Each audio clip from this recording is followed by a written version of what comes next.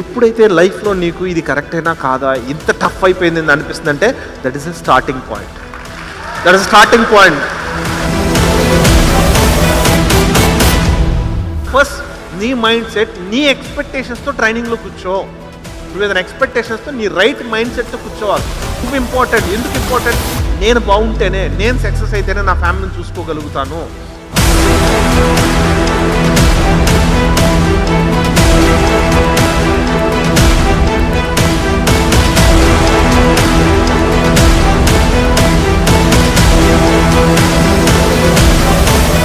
ఈరోజు నుంచి ఐ కాదు, ఓయ్.